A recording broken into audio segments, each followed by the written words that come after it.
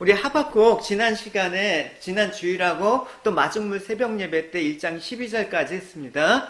이번 주는 1장 13절부터 17절까지 이어서 2장 4절까지의 내용, 그 내용을 우리 함께 살펴보시도록 할게요. 저와 성미자매님 교독해서 읽어주시겠습니다. 제가 13절 읽도록 하겠습니다. 주께서는 눈이 정결하심으로 악을 참아보지 못하시며 폐역을 참아보지 못하시거늘 어찌하여 거짓된 자들을 방관하시며 악인이 자기보다 의로운 사람을 삼키는데도 잠잠하시나이까. 주께서 어찌하여 사람을 바다의 고개 같게 하시며 다스리는 자 없는 벌레 같게 하시나이까. 그가 낚시로 모두 낚으며 그물로 잡으며 투망으로 모으고 그리고는 기뻐하고 즐거워하여 그물에 제사하며 투망 앞에 분향하오니 이는 그것을 힘입어 소득이 풍부하고 먹을 것이 풍성하게 됨이니이다. 그가 그물을 떨고는 계속하여 여러 나라를 무자비하게 멸망시키는 것이 옳으니이까. 예, 여기까지 보시겠습니다.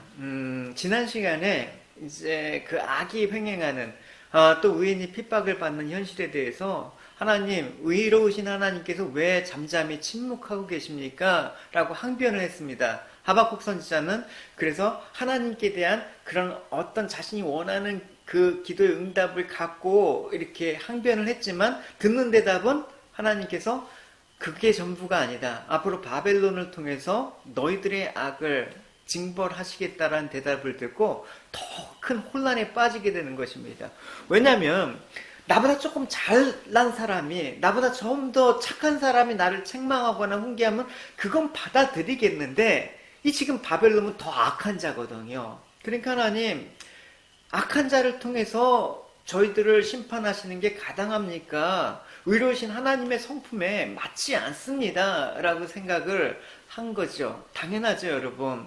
좀 어떻게 유다보다 더 훨씬 악한 바벨론이 심판으로 도구가 될 수 있겠습니까? 라고 지금 의로우심에 대한 하나님의 그 성품에 대해서 하박국 선지자는 두 번째 질문을 하고 있는 게 바로 오늘 내용입니다. 그래서 하박국 형식 계속 하나님께 묻고 답을 얻고 묻고 답을 얻고 이렇게 질문과 대답 형식으로 이루어진 거라고 얘기를 했습니다. 13절부터 보시도록 하겠습니다. 읽어주시겠습니다.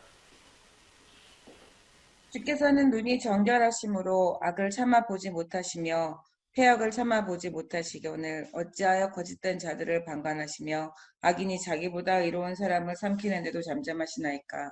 네, 여기서 거짓된 자, 악인은 누굴 뜻하겠습니까? 바벨론을 뜻하는 거겠죠. 그리고 그들이 참아보지 못하는 폐역은 뭘 뜻하냐면 바벨론이 이제 이스라엘을 비롯한 또 주변 나라를 비롯한 그냥 온갖 만행들, 그러니까 살육하고 뭐 탈취하는 그런 것들을 뜻하는 겁니다.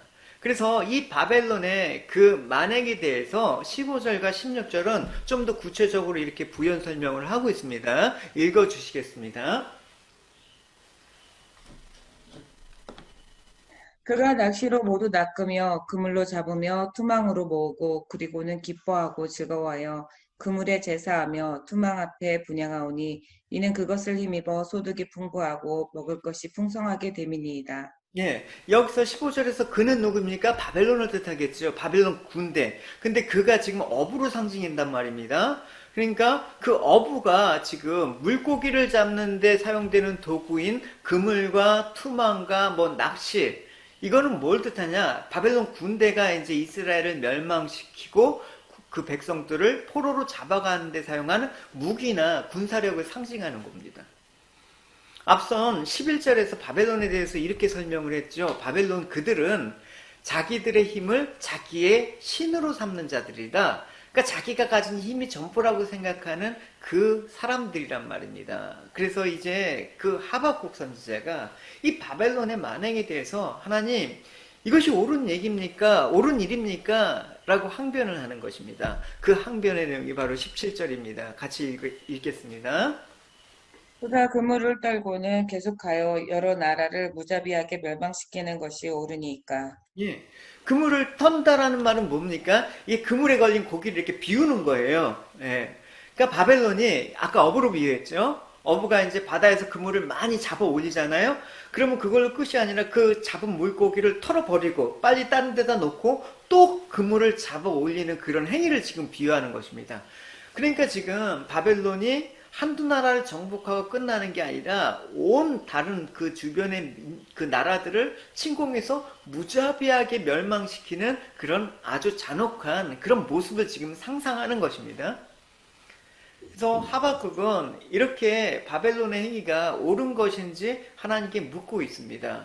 바벨론의 행위가 결국은 자기가 생각하기에는 옳지 않다라는 것이죠. 하나님 이렇게 하시면 안 된다라는 것이죠. 그죠? 직접적으로 말은 못하고 옳은 것입니까? 질문식으로 한 거지만 사실은 하나님의 지금 처사가 마음에 안 드는 거예요. 하나님 왜 이렇게 징계를 저희들에게 내립니까? 이거 정당하지 않습니다. 라고 지금 항의하는 거예요. 그래서 이에 대한 응답을 기다리는 하박국 선지자에게 하나님께서 이제 답변을 하시는 그 장면입니다. 그 답변의 내용이 바로 하박국의 2장 1절부터 4절까지인데 3절과 4절만 보시도록 하겠습니다. 이 묵시는 정한 때가 있나니 그 종말이 속히 이르겠고 결코 거짓되지 아니하리라. 비록 더딜지라도 기다리라. 지체되지 않고 반드시 응하리라. 보라, 그의 마음은 교만하며 그 속에서 정직하지 못하나 의인은 그의 믿음으로 말미암아 살리라.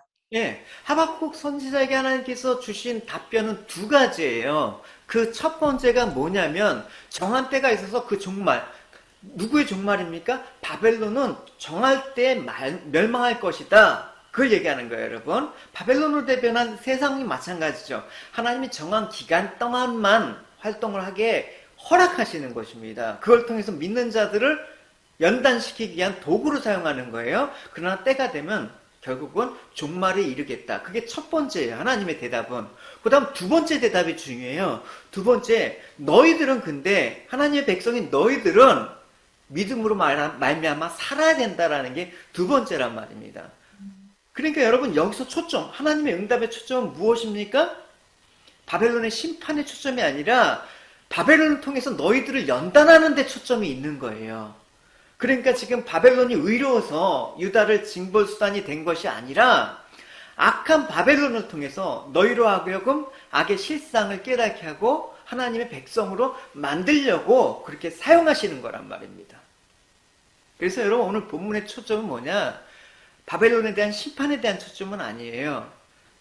믿는 자의 삶, 의인을 믿음으로 산다라는 것이 과연 무엇이냐에 대한 그 질문에 대한 내용입니다. 여러분, 믿음은 의인은 믿음으로 말미암아 살리라. 이게 신약에선 참 많이 인용이 되었어요. 한 세 군데 정도에서 인용이 되었단 말입니다. 바울 서신서에서 또 히브리서에서. 그래서 갈라디아서 3장 11절에는 뭐라고 얘기하냐면 이 의인은 믿음으로 말미암아 살리라 하는데 의인은 어떻게 생활해야 될 것인가에 대한 물음을 제시하고 있습니다. 그 다음 로마서 1장 17절에는 사람이 어떻게 의로울 수 있는가에 대한 그 얘기를 하면서 지금 이 구절을 인용해요. 그 다음 히브리서 10장 38절은 그렇다면 믿음은 무엇인가? 라는 그 내용으로 쭉 지금 이 구절을 하박국 선지자의 이 대답을 인용해서 신약은 밝히고 있단 말입니다. 제가 정리하면 그렇습니다. 결국 이 신약에서 왜 이 구절을 인용해서 이렇게 하박국 선지자 물음을 얘기를 했냐면 사람은 자신의 힘으로 하나님이 요구하시는 수준만큼 의로울 수가 없기 때문에 모든 인간은 죄인이다. 죄인이니까 율법의 정죄 아래에 있기 때문에 죽을 수밖에 없다라는 게 인간의 운명이에요. 실존적인 운명이란 말입니다. 그러면 어떻게 의로울 수 있는가? 라고 물었을 때 그것은 오직 한 길밖에 없다.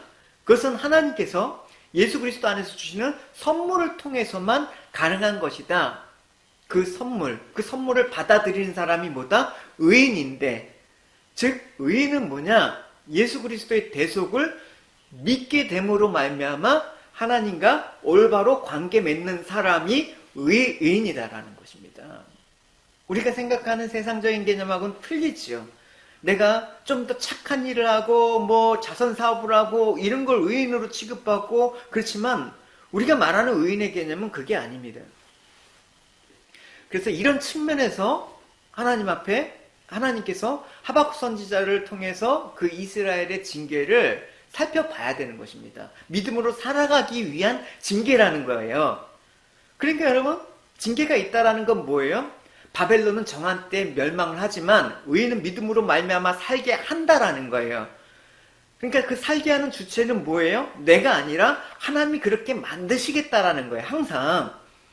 그러니까 여러분, 징계를 생각한다 그러면 결국 그 징계는 내가 하나님의 택한 백성이다, 하나님의 자녀라는 증거가 된단 말입니다. 여러분 이해하시겠죠? 그래서 히브리서의 이 내용들을 조금 더 확장해서 풀이하고 있어요. 히브리서 12장 6절에서 7절 읽어주시겠습니다. 주님께서는 사랑하는 자에게 벌을 주시고 그의 아들로 받아들인 자들을 채찍질하신다. 따라서 여러분이 받는 고난을 아버지의 훈계로 알고 견디십시오. 하나님께서는 아버지가 자기 아들에게 벌 주듯이 여러분을 대하시는 것입니다. 아들을 훈계하지 않는 아버지는 어디에도 없습니다. 예, 그렇죠, 여러분. 그러니까 우리가 하나님의 자녀라는 측면에서 이 징계는 참으로 귀한 겁니다. 여러분, 우리가 자녀를 길러보면 알지 않습니까? 여러분, 길러보면 아이들 징계 없이 기른다라는 거는 불가능해요. 아무리 어린아이라도 할지라도 여러분, 아이들 속에는 내가 부모님 말씀 잘 따르고 훌륭한 사람 돼야지, 그게 아니에요, 여러분. 길러보셨잖아요. 길러보시고 있잖아요. 자기 멋대로 잘하려고 하는 그 본능이 있습니다. 그러니까 여러분, 그 아이들이 만약에 자기 멋대로 자기 생각대로 잘하도록 내버려두면 아주 쓸모없는 사람이 되고 말 것입니다. 여러분, 돼지를 징계하는 거 보셨습니까? 여러분, 그 밥 시간이 되잖아요. 그래서 사료 갖다 주면 돼지들은 먼저 드시게, 당신이 좀 요즘 말라 보이는 것 같아, 좀 아픈 것 같아, 먼저 드시게. 돼지들은 뭐 이런 거 없습니다. 그냥 사료만 갖다 주면 제일 먼저 달려들어서 힘센 녀석이 그냥 발로 사료를 탁 짚고 혼자 막 먹습니다. 그러면 여러분, 주인 입장에서 그 돼지를 불렀다가, 야, 너 진짜 돼지로 어떻게 그렇게 살 수가 있냐? 너 이기적인 삶을 살면서 과연 너가 내 돼지라고 할 수 있느냐? 뭐 이런 식으로 징계를 하나죠. 막 볼기를 때리고. 그래서 너 두 손 들고 무릎 꿇고, 뭐 이런 돼지 보셨습니까? 그렇게 하지 않습니다, 돼지들한테. 왜냐하면 그 돼지에 향한 주인의 계획은 무엇이냐? 그 돼지를 막 진짜 아주 이쁜 돼지를 만든다든지, 아니면 교양 있는 돼지를 만들어갖고 영어를 하게 하든지, 그게 아니라 그냥 근수 채워서 삼겹살집에 보내는 게 계획이란 말입니다. 여러분, 부모에게 자식은 다릅니다. 부모는 자식을 징계합니다. 왜냐? 자녀를 키우는 목적이 근수 채워서 팔아먹는 그런 것이 아니라 올바른 사람으로 잘 키워서 험한 세상 잘 믿음으로 살아갈 수 있도록 하고, 이 사회와 이 나라에 정말 유익이 되는 훌륭한 사람이 되기 위해서 여러분 가리키고 여러분 키우는 거 아닙니까? 그래서 제멋대로 하게 돼서는 안 되는 것입니다. 그 목적을 위해서 근실히 징계하는 게 부모의 역할입니다. 하나님이 우리 아버지라면 여러분, 근실히 징계하는 그 모습을 하나님께서 보이시는 것이 당연하죠. 잠언서 말씀 읽어주시겠습니다. 내 아들아, 여호와의 징계를 경히 여기지 말라. 그 꾸지람을 싫어하지 말라. 대저 여호와께서 그 사랑하시는 자를 징계하시기를 마치 아비가 그 기뻐하는 아들을 징계함 같이 하시느니라. 여러분, 자식에게 매를 대신 적 있습니까? 요즘은 별로 뭐 자식을 체벌하고 뭐 그런 거에 대해서 부정적이지만 제가 그랬어요. 제가 학교 다닐 때 제일 기억에 남는 선생님은, 물론 감정적으로 아니라 진짜 사랑의 매를 때리는 선생님만 기억이 남더라고요. 그 선생님의 가르침 한마디가 기억이 남더라고요. 여러분, 자식들을 이제 징계를 할 때 마음이 어땠습니까? 자식들을 회초리 뗄 때 여러분, 우리의 마음이 사실 더 아프지 않습니까? 부모로서. 하나님 우리에게 징계를 내리실 때 마찬가지예요. 우리가 고통당하는 걸 즐기시는 분입니까? 그렇지 않죠. 하나님 마음은 더 아프세요. 그렇지만 이 고통스러운 징계를 통해서 이들이 양약이 되어서 그것이 아름다운 열매를 맺게 해야 되기 때문에 그것을 바라보고 징계하시는 것입니다. 그래서 이 징계하다라는 말은 단순히 때리다, 체벌하다라는 그런 의미가 아니에요. 잘못을 교정한다라는 뜻이 있어요. correct라는 뜻이 있단 말입니다. 이 약하라는 단어가 그래요. 그래서 내가 이 자녀에 대한 어떤 목표가 있기 때문에 징계하는 일이 반드시 일어난다라는 그 말을 지금 하고 있는 것입니다. 그러니까 너희를 사랑하기 때문에 징계하는 이것을 싫어하지 말라. 잠언서에서는 이렇게 교훈하고 있습니다. 징계 안에 숨겨져 있는 놀라운 사랑. 나는 나쁜 짓을 했는데 아무런 일이 안 일어나. 뭐 더 잘 살아. 그거는 하나님의 자식이 아니에요, 여러분. 예배를 안 드렸는데 아무 일이 안 일어나. 그 하나님의 자식이 아닐지도 몰라요, 여러분. 상관이 없으니까 그렇죠, 여러분. 그래서 징계와 훈련을 통해서 하나님께서 반드시 우리의 인격을 예수를 닮게 하시고 우리 믿음을 키우시고 성숙시키신다라는 것입니다. 그래서 히브리서 12장 1절 읽어주시겠습니다. 11절. 무릇 징계가 당시에는 즐거워 보이지 않고 슬퍼 보이나 후에 그로 말미암아 연단받은 자들은 의와 평강의 열매를 맺느니라. 네, 여러분 자식의 입장에서 생각해 본다 그러면 일단 징계받으면 되게 서운해요. 아프니까 그죠? 네, 서운하고. 근데 보십시오. 징계는 당시에 즐거워 보이지 않고 슬퍼 보인다. 징계를 당하는 사람의 입장에서는. 그러니까 즐겁다 그러면 세디스트죠, 여러분. 고통이 즐거워. 이건 정신병자죠. 고난일 수밖에 없는 거예요. 지금 바벨론을 통해서 이스라엘을 심판하시는 이 징계는 고통스러울 수밖에 없는 거예요. 슬플 수밖에 없는 거예요. 그러나 그것이 당시만이라고 얘기했잖아요. 당시라는 건 뭐예요? 그 순간 일시적이란 말입니다. 이게 지속하지 않는다라는 것입니다. 여러분, 이 또한 지나가리라. 지나간단 말입니다. 일시적이에요. 그렇다면 도대체 우리를 훈련시키시는 하나님의 징계가 즐거워 보이지 않고 슬퍼 보이는 이유가 무엇일까? 우리는 그 징계가 유익하다는 걸 알면서도 왜 자꾸만 이렇게 힘들다고 불평을 할까요? 그것은 우리의 육신적인 안목이 짧기 때문에 그렇습니다. 우리의 육신적인 안목은 무엇입니까? 어떤 사물과 어떤 현상에 대해서 눈에 보이는 차원으로 그것들을 판단하고 평가하는 경향이 있기 때문에 그렇다라는 것입니다. 우리 육신적인 안목은 여러분 멀리는 못 봐요. 그러니까 지금 눈에 보이는 상황 가운데 어떤 현상에만 있기 때문에 이 먼 미래에 주어진 이 징계를 통해서 하나님께서 우리에게 베푸신 그 은혜, 주어지는 상급에 대한 이익을 전혀 바라보지 못하는 게 우리의 한계란 말입니다. 그러니까 결국은 육으로는 하나님의 일을 알 수가 없다라는 거예요, 여러분. 성령의 도우심을 받아야 되는 것입니다. 여러분, 흔히 우리들 가장 좋아하는 말 중에 하나가 뭐예요? 손 안에 있는 새 한 마리가 수풀에 있는 새 두 마리보다 낫다라는 말 있잖아요. 이런 인간적인 습성이 우리 육신의 한계란 말입니다. 분명히 알아야 될 건 뭐냐? 여러분, 어떤 사물을 너무 가까이 보잖아요? 바른 시각을 가질 수가 없는 것입니다. 그 사물의 생김새와 특징을 제대로 보기 위해서는 어떻게 적당한 거리를 유지해야 되는 것입니다. 그래요? 그래서 여러분 제가 말씀드린 적이 있죠. 사이가 좋다라는 것은 뭐예요? 좋은 관계를 위해서는 사이가 있어야 되는 거예요. 그래서 여러분 제가 이제 갤러리에 가끔 이제 혼자 가고 미술 구경하는 거 좋아하거든요. 갤러리에 가면 그 그림을 보는 그 자세에 따라서 그 사람이 초짜인지 그림에 대한 어느 정도 식견이 있는지 알 수가 있습니다. 초짜들은 어떻게 합니까? 그림을 보려고 가까이서 봐요. 그렇지 않습니다. 좀 떨어져서 전체적으로 봐야 되는 것입니다. 그릴 때 그림의 진가를 볼 수가 있는 것이죠. 그래서 전체적으로 본당 감상하고 충분히 감상한 다음에 조금 가까이에서 디테일하게 보는 것이죠. 근데 초보자들은 가까이서 보고 이렇게 보고 멀리서 간단 말입니다. 여러분 마찬가지입니다.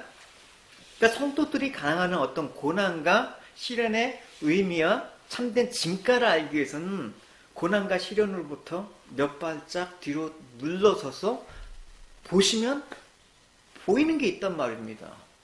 그게 넓은 시야, 영적인 시야라는 것입니다. 그럴 때만 지금 내게 당한 이 징계, 이 고난, 이것의 진정한 의미와 진가가 보이기 시작하는 거예요. 여러분, 야곱의 경우를 제가 예를 들어 드릴게요. 이제 야곱의 이제 아들 중에 이제 시므온을 이제 애굽에 두고 온 요셉의 형들이 이번엔 베냐민을 데려가야 된다라고 얘기를 해요.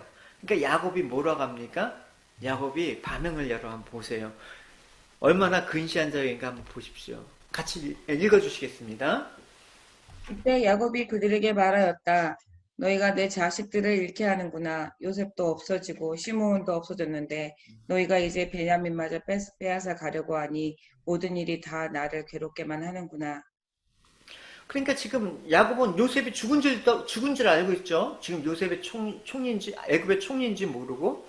그러니까 지금 요셉도 있는데 시므온도 지금 애굽의 감옥에 갇혀 있는데 너희들이 라헬의 하나 남은 아들 베냐민마저 빼앗아 가려고 하느냐라고 버럭 화를 내는 거예요. 그러니까 이런 야곱의 안목과는 달리 하나님은 어디에 있었습니까? 계획은 야곱, 아니 이스라엘을 위해서 어떤 일을 행하셨습니까? 결국 요셉을 먼저 보내셔서 이 시대적인 역경을 해결할 수 있는 방법을 준비하지 않으셨습니까? 우리는 그 하나님의 계획을 다 볼 수는 없어요. 그렇죠? 그러니까 야곱이 지금 이 화를 내는 장면은 무엇을 증명합니까? 우리 육신의 이 안목, 그러니까 사물을 바라보는 이 현재 상태에서 사물을 비춰보려고 하는 이 짧은 인간적인 안목의 일례가 바로 이렇다라는 것입니다. 여러분 분명한 것은 무엇입니까? 주님을 신뢰하지 않으면 인간의 이성과 판단은 다 근시안적인 것입니다. 다 육신적인 안목은 현재 상황만 집중하게 되어 있습니다. 아무리 세상이 현자고 아무리 학식과 지식이 많다고 해도 이 인간적인 육신의 그 안목의 상태를 벗어날 수가 없어요. 내가 좀 어른이라고요? 천만에요. 주님을 신뢰하지 않는 그 내 판단과 이성을 너무 믿지 마십시오. 그것 때문에 망가집니다. 그 고난이 지는 깊은 의미와 유익을 보지 못하는 일이 벌어지게 되는 것이죠. 그래서 결국은 내 삶에 불평과 원망만 있는 것입니다. 하나님의 징계, 왜 이 상황들을 이해 못하겠다라고 얘기하고 있습니다. 물론 처음부터 이해를 못하죠. 그러나 하나님께서 이런 우리들의 한계를 알기 때문에 계속해서 말씀을 통해서 또 성령의 그 조명하심을 통해서 알게 되는 것이죠. 또 한 예를 들어드릴게요. 하나님의 선지자, 사람이라고 일컬음을 받은 엘리야 선지자 있지 않습니까, 여러분? 잘 아는 엘리야 선지자가 바알의 선지자 450명과 함께 갈멜산에서 누가 참신인을 모시고 있는가 대결해갖고 이겼습니다. 압승을 했단 말입니다. 통쾌한 거예요. 그러니까 하나님과 함께 하셨음을 증명하는 승리란 말입니다. 그러나 그 승리 이후에 이 바알을 섬기는 그 그때 당시에 누구야? 아합의 아내, 그 이세벨이 아주 독했거든요. 그러니까 너희들 바알의 선지자를 감히 너가 죽였어? 내가 너를 가만히 안 둘 거야. 반드시 죽일 거야 라고 안가품의 선언을 했단 말입니다. 그러니까 그 담대하던 그 엘리야가 쫄았어. 그래서 그 이세벨의 위협에 겁을 먹고 마음이 약해져서 이런 장면이 있습니다. 엘리야는 하루 종일 광야로 걸어갔습니다. 쉽게 말해서 도망쳤다라는 거죠. 그러다가 로뎀나무 밑에 앉아서 하나님께 뭐라고 했습니까? 살려달라고도 안 하고 죽여달라고 기도했습니다. 여호와여, 이제 다 때가 되었습니다. 내 목숨을 거둬가십시오. 나는 내 조상보다 나을 것이 없습니다. 죽여주십시오. 하나님의 힘으로 놀라운 일을 행했지만 그 이후의 상황에 겁먹고 그 당당했던 신앙의 모습을 잃어버렸습니다. 이때 엘리야의 모습이 당당해 보이고 하나님을 신뢰하는 모습입니까? 순간적으로 하나님 의지하자. 주만 의지합니다. 세월 지나갈수록 의지할 것뿐일세. 주님을 의지하지 않으면 언제든지 여러분 이 상황 가운데 하나님 저 죽여주십시오 이런 대답이 나온다니까요. 이게 지금 엘리야뿐만 아니라 엘리야를 비난할 수 있습니까? 우리들의 모습이죠.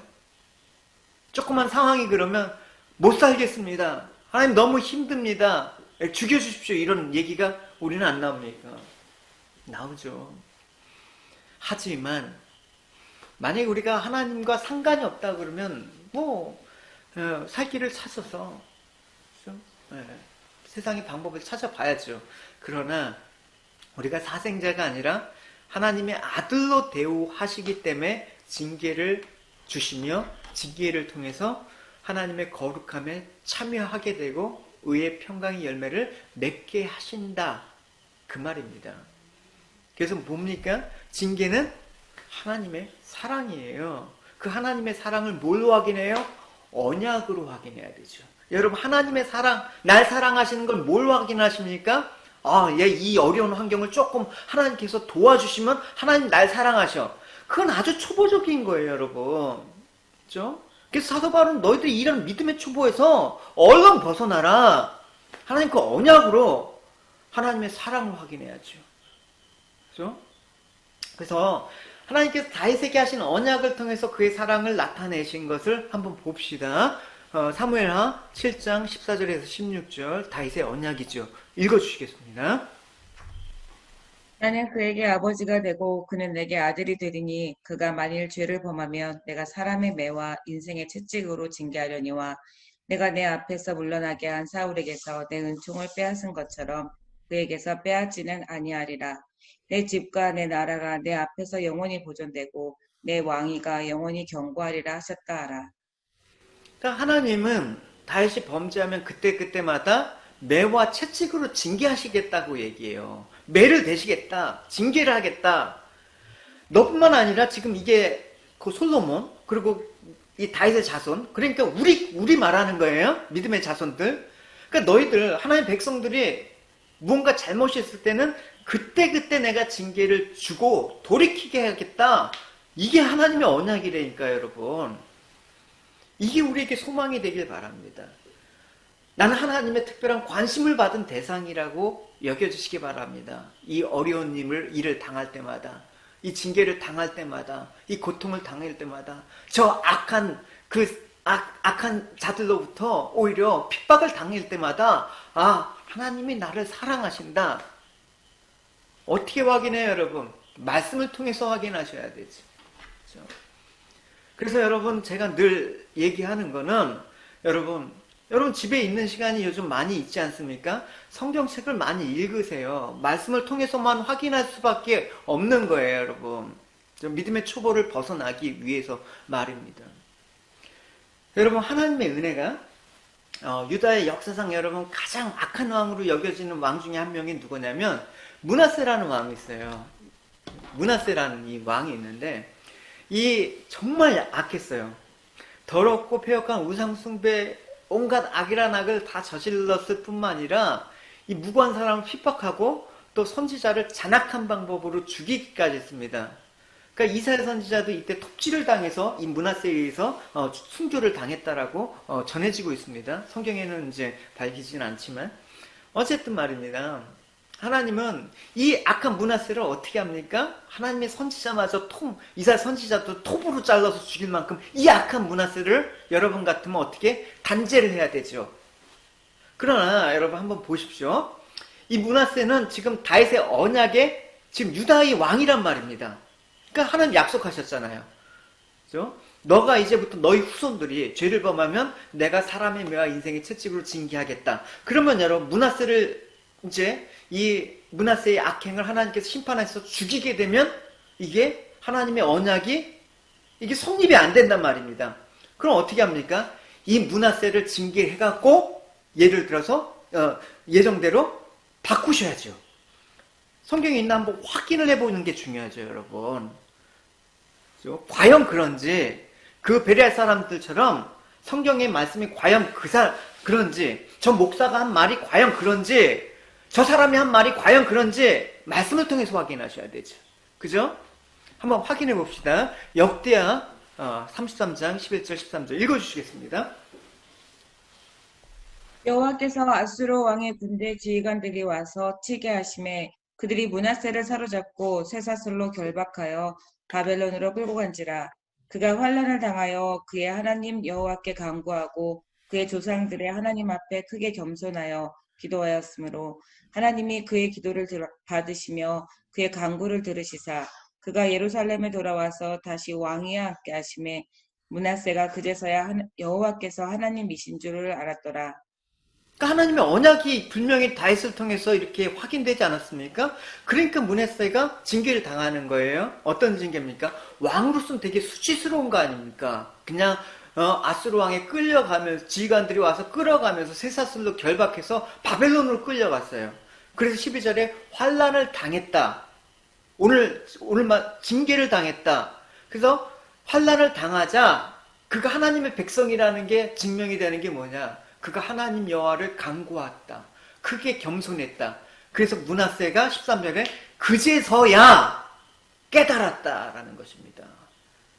그러니까 성도에게도 우리에게도 분명히 언약적인 사랑이 주어지고 있지 않습니까? 그러니까 징계가 있다.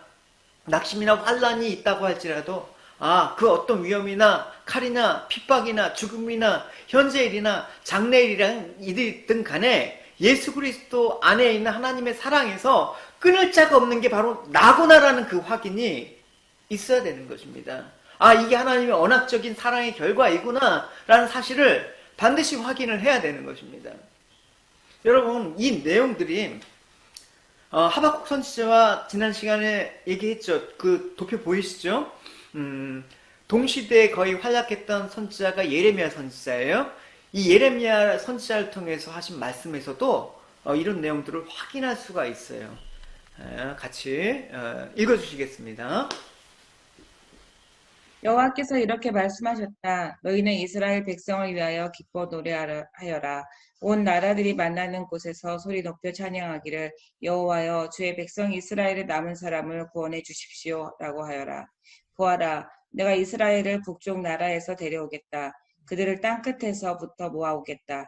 그들 가운데는 눈멀고 절뚝거리는 사람도 있을 것이며 아기를 뵌 여자와 곧 아기를 낳을 여자도 있을 것이다. 큰 무리가 함께 이곳으로 돌아올 것이다. 그들은 눈물을 흘리며 돌아올 것이며 나는 가엾게 여기는 마음으로 그들을 데려올 것이다. 내가 그들을 시냇가로 인도하며 걸려 넘어지지 않도록 평탄한 길로 인도할 것이다. 이는 내가 이스라엘의 아버지이며 에브라임은 내 맏아들이기 때문이다. 지금 이스라엘이 징계를 받고 포로로 끌려갔단 말입니다. 그리고 지금 이 장면 하나님께서 언약으로 보여주시는 거예요. 이제 남은 자들이 징계를 받고 난 남은 자들이 하나님의 구원을 잊고 돌아오는 장면을 지금 예언하는 거란 말입니다. 근데 여러분 돌아올 때 그 돌아온 사람들의 모습을 보십시오. 눈 멀고 쩔뚝거리고 아기 뵌 자, 또 아기를 낳을 자 하나같이 이런 모습으로 표현하고 있는 게 무엇입니까? 이거는 우리의 힘과 능력으로 돌아올 수가 없다라는 거예요. 우리가 능력으로 하나님의 백성으로 회복될 수가 없다라는 거예요. 오직 주의 힘과 능력으로 하나님께서 약속하신 그 언약을 이루기 위해서 하나님께서 하셔야지만 이런 일이 일어난다라는 것입니다. 그렇죠? 하나님께서 지금 예레미야 31장 이 장면인데 31장 1절에 바로 이 언약을 이루기 위해서 내가 이스라엘의 모든 족속들이 하나님이 되고 그들이 내 백성이 되게 하기 위해서 내가 지금 내 능력으로 이 눈멀고 절룩거리는 사람 아이 뵌 여자를 내가 이 언약을 이루기 위해서 데리고 올 것이다 라는 말씀을 하고 있는 것입니다. 따라서 우리를 하나님의 자녀로 만드시기 위한 하나님의 징계는 무엇이냐? 궁극적으로 유익합니다.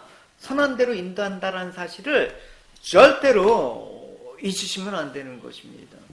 그래서 베드로 전서 4장 12절 13절을 읽어주실게요. 사랑하는 자들아 너희를 연단하려고 오는 불시험을 이상한 일 당하는 것 같이 이상히 여기지 말고 오히려 너희가 그리스도의 고난에 참여하는 것으로 즐거워하라. 이는 그의 영광을 나타내실 때 너희로 즐거워하고 기뻐하게 하려 함이라. 예.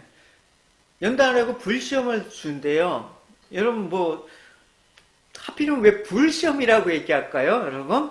어쨌든 지금 그리스도의 고난에 참여하는 거, 너희들이 고난을 당할 때 어떻게 하라? 즐거워하라 라고 얘기하고 있습니다. 근데 이 즐거워하라는 이 원문을 보면 있지 않습니까? 이게 현재형이고 능동 형태예요. 그러니까 현재형이라는 말은 뭐예요? 계속 즐거워하라는 거예요. 그게 또 능동형이니까 적극적인 태도예요. 그러니까 소극적으로 너희들이 무슨 일만 있으면 너희들한테 뭔가 조금 잘 될 때만, 뭔가 좀 일이 잘 풀릴 때만 즐거워하는 게 아니라 어떤 상황이든지 계속 즐거워하라라는 적극적인 태도로 고난에 대한 그 징계에 대한 그런 참여하는 것을 즐거워하라고 얘기를 하고 있습니다. 근거가 무엇입니까? 그 근거는 그의 영광이 나타나실 때, 주님께서 장차 이 땅에 재림하실 때 너희들이 이 땅에서 맛본 기쁨과는 비교할 수가 없는 기쁨이 있기 때문에 즐거워하라는 것입니다. 이까지 뭐 조금 뭐 그걸로 기뻐하는 거, 그거하고는 비교할 수가 없기 때문에. 성도의 삶이란 여러분 징계 속에서, 시험이나 역경 속에서도 즐거워하고 마지막 날에 정말 그 즐거움의 절정을 달할 수 있다라는 그 기쁨의 연속적인 삶이 되는 것입니다. 오늘은 안 즐고 내일은 기쁘고. 왜 그렇습니까? 현상에 따라서 그런 거예요, 여러분. 그 기쁨의 연속 되시기 바랍니다. 기쁨의 근원 대신이 딴 길로 가지 맙시다. 왜 딴 길로 가서 즐거움을 찾으려고 합니까, 여러분? 그죠? 네. 즐거움을 찾지 마십시오, 여러분. 그래서 여러분 담배도 끊으시고 좀 이제 저기 다른 것도 이제 하지 말고 성경책도 많이 읽으시고 즐거움의 그런 것들이 여러분 정말 하늘로부터 느껴지는 그 즐거움의 것들을 여러분 좀 찾으세요. 술도 적게 먹고 그렇게 하시오. 그러므로 여러분 우리가 이 땅에서 고난을 당할 때 기뻐해야 될 충분한 이유가 있습니다. 하나님께서 말씀하셨습니다. 그 고난은 너희들이 예수 그리스도와 연합됨을 증거하는 표징이 되기 때문에 기뻐해야 된다. 여러분 성도들이 이 땅에서 당하는 고난의 현실은 세상 사람들은 이렇게 얘기해요. 너희가 하나님께 버림을 받았어. 심지어는 교회 다니는 사람들도 그렇다니까요. 너가 하나님께 죄를 져서 버림을 받은 거야. 하나님이 우리를 죄 때문에 버리시는 분입니까? 하나님의 사랑, 언약적인 사랑을 이해 못하는 발언이에요. 그래요?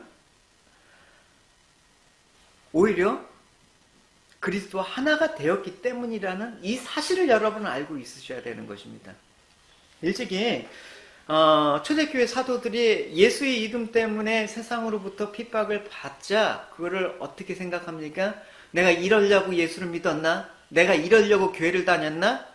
이렇게 하지 않고 자랑스럽게 생각했습니다. 기뻐했습니다. 바로 이와 같은 이유 때문이죠. 내가 그리스도와 연합된 증거라는 것을 알았기 때문에 그래요. 한 구절만 확인할게요. 읽어보시겠습니다. 사도들은 그 이름을 위하여 능욕받는 일에 합당한 자로 여기심을 기뻐하면서 공의 앞을 떠나니라. 예. 그래서 고난 자체가 그리스도 하나가 되었다. 두 번째는 뭐냐? 이 고난은 장차 있을 영광의 증표다라는 것입니다. 아, 저 사람 나중에 잘 되겠는데? 그러니까 여러분, 우리의 앞서가신 예수 그리스도의 영광을 얻으신 과정을 여러분 한번 살펴보십시오. 그리스도께서 이 땅에 고난을 먼저 겪으셨지요. 그 고난을 겪으신 후에 부활하시고 승천해서 모든 이름 위에 뛰어난 하늘의 그 권세와 그 영광을 하나님께서 부여하셨습니다. 그러니까 주님께서 너희들과 연합된 거라면 너희들도 그리스도가 겪는 취하신 그 영광의 과정을 그대로 겪게 될 거야 라고 얘기하는 것입니다. 그러니까 무슨 말입니까? 너희들 역시도 먼저는 고난이 있는 후에 선고난, 그 다음 후 영광이 있는 게 영광의 패턴이라는 것입니다. 주님께서 그런 과정을 통해서 영광에 이르셨기 때문에 주님과 하나 된 너희들도 당연히 그래야 되는 것입니다. 그래서 베드로는 이것을 가리켜서 영광과 고난의 시간표라고 베드로전서에서 또 표현을 해요. 어쨌든 이런 과정이 겹치기 때문에 너희들의 심판이 있는 거야. 징계가 있는 거야. 고난이 있는 거야 라고 얘기를 하고 있습니다. 베드로전서 4장 17절입니다. 심판의 때가 이제 시작되었습니다. 그 심판은 먼저 하나님의 자녀들로부터 시작합니다. 믿는 우리들에게도 심판이 있다면 하나님의 복음에 순종하지 않는 사람들은 어떻게 되겠습니까? 하나님의 심판이 어떻게? 먼저 하나님 자녀들로부터 시작된대요. 이게 여러분 잘 확인해 보셔야 돼요. 여러분 이 말은 뭐냐? 이건 지금 나중에 주님에서 재림하신 후에 있을 최후의 심판이 아니에요. 여러분 현재 지금 이 역사 속에서 우리에게 당하는 고난이란 말입니다. 이걸 심판, 징계, 하나님의 자녀들로부터 시작된다는 것입니다. 그러니까 아까 불시험이라고 얘기한 거예요. 이게 하나님의 심판이란 말입니다. 그러니까 지금 우리가 비록 하늘에 속한 신분이라고 할지라도 already 이미 구원을 받았지만 not yet, 아직은 이 육체가 이 땅에 머무는 동안 여전히 우리가 완성돼야 될 일이 남았단 말입니다. 근데 이 육체로 이 땅에 거주하는 동안에는 아직 죄성이라는 게 있어요. 끊임없이. 그래서 이 죄성을 순화하는 과정을 통해서 우리를 불순물을 빼야 돼요. 그래서 불시험이라고 얘기한 거예요. 불로 이렇게 그 금속을 재련하잖아요. 그래서 정금같이 만드는 거 아니에요? 그러니까 하나님의 심판이 불신자에게는 소멸의 불로 작용이 되고 성소에게는 정금같이 나오는 정화의 불로 작용을 한다라는 것입니다. 그렇기 때문에 우리에게 심판이 시작된다는 거예요. 지금 현재 하나님의 징계가 있단 말입니다. 그러니까 지금 믿지 않는 자나 믿는 자들이나 당하는 고통의 모습은 똑같아요. 이것만 갖고 여러분 하나님의 버림을 받았다? 할 수가 없는 거예요. 여러분 내가 죄를 지었기 때문에 하나님께 버림을 받았다? 이렇게 볼 수가 없는 거예요. 여러분 이해하시겠죠? 여러분 그러니까 심판의 모습 우리도 똑같이 불신자나 마찬가지로 징계를 당하지만 다르다라는 것입니다. 하나님께서 계획이 있어요. 하나님 여러분 물어보십시오. 주님은 계획이 있으십니다. 여러분 그렇죠? 그래서 고통당할 수밖에 없는 것이죠. 그러나 여러분을 고통 가운데로 이끄신 하나님은 늘 여러분과 함께 하셨다라는 것이죠. 주님 언제나 함께 하시네. 어려운 일 당할 때 기쁜 일에도 함께 하시네. 여러분 우리가 작년에 이제 호주 산불로 인해서 기도도 하고 어려움을 겪지 않았습니까? 호주 산불이 되게 무서워요. 이게 무섭게 그냥 순식간에 막 화마가 닫히는데 이때 살아남은 길은 여러분 어떻습니까? 역설적으로 주변에 불을 질러야 돼요. 맞불을 질러야 된다라는 것입니다. 그렇게 해야지 번져오는 불길이 이미 타버린 지역에선 더 이상 태울 것이 없기 때문에 지나가요. 되게 중요한 것입니다. 여러분 그리스도의 갈보리 십자가가 바로 이와 같은 거예요. 주님께서 우리를 위해서 갈보리 십자가로 우리의 죄를 태워버리셨기 때문에 우리가 그리스도 안에 들어감으로써 하나님께서 세상을 멸하시려는 하나님의 진노의 불길을 피할 수가 있게 된 것입니다. 할렐루야. 그래서 여러분 이런 의미를 본다 그러면 이 땅에 남아있는 성도들이 받는 하나님의 심판은 무엇입니까? 멸망이 아니다. 그렇죠? 이해하시겠죠? 멸망이 아니라 연단과 성화의 도구이다. 기억하셔야 됩니다. 여러분 우리 속담에 있잖아요. 여러분 매도 먼저 맞는 게 낫다. 그렇습니다. 여러분 우리는 이미 주님께서 재림하신 후에는 심판이 없습니다. 매 맞지 않습니다. 그러나 주님이 이 땅에 오실 날까지 하나님의 아들답게 만드시기 위해서 먼저 매를 맞는 것입니다. 더 성숙하게 하려고 사랑의 매를 맞는다라는 것입니다. 그래서 여러분 지금 현재 일이 꼬이고 안 되고 힘든다. 물론 여러분 하나님과 관계가 어긋나서 잘못된 일이 있지만 내가 정말 주님 앞에 믿음을 살려고 하는데 안 된다. 찬송을 부르십시오. 하나님이 나를 사랑하셨구나. 날 사랑하심, 날 사랑하심. 여러분 그래서 하나님 우리를 징계하실 때 여러분 이 사실을 기억한다 그러면 두 가지로 하면 안 됩니다. 이 두 가지 방향으로 나가면 안 되는 거예요. 이제 마지막 이 말씀을 보고 우리 마치도록 하죠. 읽어주시겠습니다. 여러분은 하나님께서 그의 아들을 격려하듯이 말씀해 주신 것을 잊었으니까 내 아들아 주의 훈계를 가볍게 여기지 말고 주님께서 너를 꾸짖으실 때 낙심하지 마라. 뭡니까? 가볍게 여기지 말라라는 것입니다. 그러니까 하나님께서 우리를 책망하시고 징계하시고 꾸짖으실 때 정신 차려야 된다라는 것입니다. 근데 그 징계를 무겁게 받아들이고 진지하게 생각하면서 죄를 돌이키는 삶을 살아야 되는데 그런 것이 없는 거예요. 가볍게 여기는 거예요. 그러니까 예배를 드리는 것도 가볍게 여기는 거예요. 하나님 말씀을 읽는 것도 그냥 아무렇지도 않게 여기는 거예요. 여러분 그렇게 하시면 안 되는 것입니다. 어려움을 통해서 여러분 깨달아야 되는 것이죠. 여러분 사서 여러분 고생할 게 없니 의미 있게 하라고 지난 시간에 얘기해 드렸죠. 징계하실 때 가볍게 여기지 마시고 깊이 생각하십시오. 여러분 삶에 지금 어려움이 닥쳤을 때 깊이 생각하십시오. 여러분 원망보다는 깊이 생각하셔야 되는 것입니다.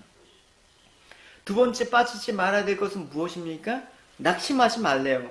그러니까 또 너무 깊이 생각해서는 안 돼요. 그러니까 너무 깊이 생각하니까 하나님 나를 미워해서 하나님 나를 복수하시는 거구나. 하나님 나를 버리시는 거구나 라는 절망에 빠져서 소망을 갖지 못하게 하는 일이 벌어지기 때문에 그 징계하실 때는 낙심하지 말라. 그러니까 가볍게 여기지도 말고 낙심하지 말라. 이 두 가지 기억하세요. 그러니까 고난에 대한 어려움을 우리가 쉽게 이해 못하는 까닭은 뭐냐? 자꾸만 그 고난을 징계를 죄에 대한 하나님의 징계로 보는 시각 때문에 우리가 자꾸만 이게 연관이 돼요. 설교사도 여러분 조심해야 되는 것입니다. 그래서 너 그렇게 하지 않으면 하나님께서 너를 버리셔. 지옥 가. 이런 말을 함부로 하면 안 되는 거예요. 하나님의 자녀로 보기 때문에 자녀가 아닌 자에게는 징계가 없다고 얘기했죠. 그냥 살게 내버려 두십니다. 그냥 근수 채워져서 삼겹살집에 팔아 넘길 때까지 그냥 내버려 두십니다. 그러나 자녀는 그렇게 하면 안 되잖아요. 그래서 그렇게 내버려 두시면 그 마음이 여러분 세상에 빠지게 되는 것이죠. 그 마지막은 멸망입니다, 여러분. 그래서 하나님을 아는 성도라면 세상이 편하게 되고 세상 사람들이 잘 사는 거 부러워할 필요 없습니다. 징계로 말미암아 하나님의 사랑을 보게 되는 게 더 귀한 것입니다. 징계로 말미암아 내가 지금 하나님과 자녀의 관계로 지금 붙어 있구나 라는 그 사실을 확인하는 게 더 기쁘고 감사할 일입니다. 그래서 우리의 기쁨은 무엇입니까? 나 같은 자를 사랑하셔서 나 같은 죄인 살리신 주 은혜 놀라와 이렇게 징계를 통해서 하나님의 자녀답게 만드신 하나님의 사랑이 놀랍다라는 그 깨달음, 그게 기쁨인 것입니다. 할렐루야. 이 기쁨이 없다 그러면 우린 죄에 대해서 피 흘리기까지 안 싸워, 여러분. 소중한 것이 없어.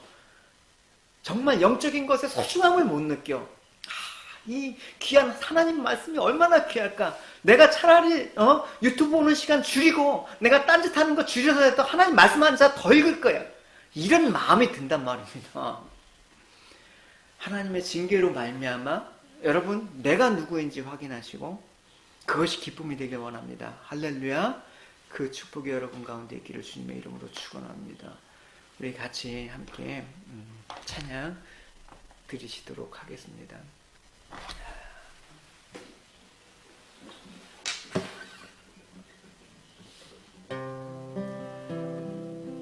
여러분, 오늘 말씀을 통해서 과연 내가 누구인가라고 확인하셨지요? 그래서 주님만이 우리의 소망이 되고 내 삶 속에서 주님의 뜻이 이루어지기를 기뻐하는 여러분. 주님의 뜻은 무엇입니까? 여러분들이 자녀답게 되는 거, 여러분 정말 믿음으로 살아가는 거, 믿음으로 말미암아 내가 살리라는 그 고백, 그것이 중요한 것입니다. 우리 같이 이 찬양 고백하시도록 할게요. 수많은 사람들 주를 따르네. 자신의 연약한